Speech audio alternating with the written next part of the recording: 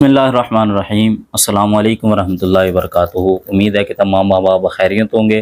अल्लाह करीम आप सबको सलामत रखे।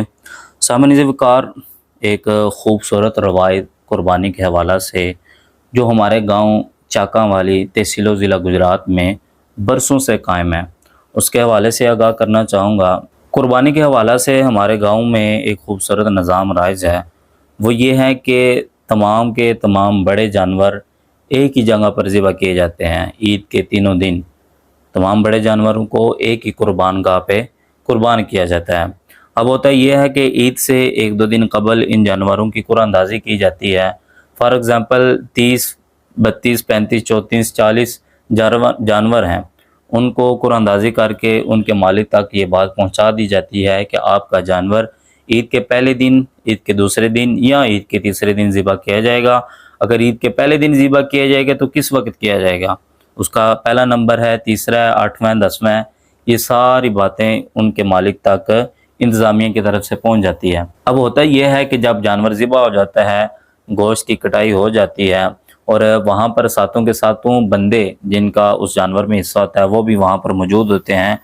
अब इंतज़ामिया की तरफ से ये होता है कि अगर एक बंदे के हिस्से में मिसाल के तौर पर 21 किलो गोश्त आ रहा है तो वो अब बंदा 21 किलो गोश्त घर नहीं लेके जाएगा, बल्कि 7 किलो ही गोश्त घर लेके जाएगा। 21 किलो के अगर 3 हिस्से किए जाएंगे तो 7-7 किलो 3 हिस्सों में तकसीम होगा। अब बंदा वो अपने घर का जो 7 किलो गोश्त उसका बनता है, अपने घर वाला हिस्सा वो ही सिर्फ हिस्सा अपने घर लेके आएगा।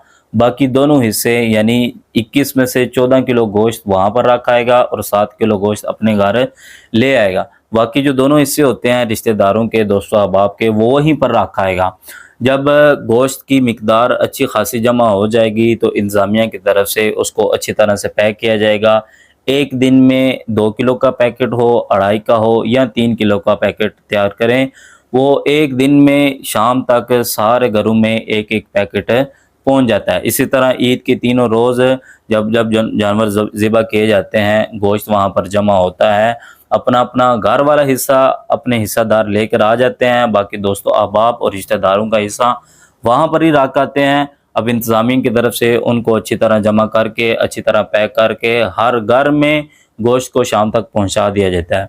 ये एक खूबसूरत रवायत है जो हमारे गाँव में राइज है।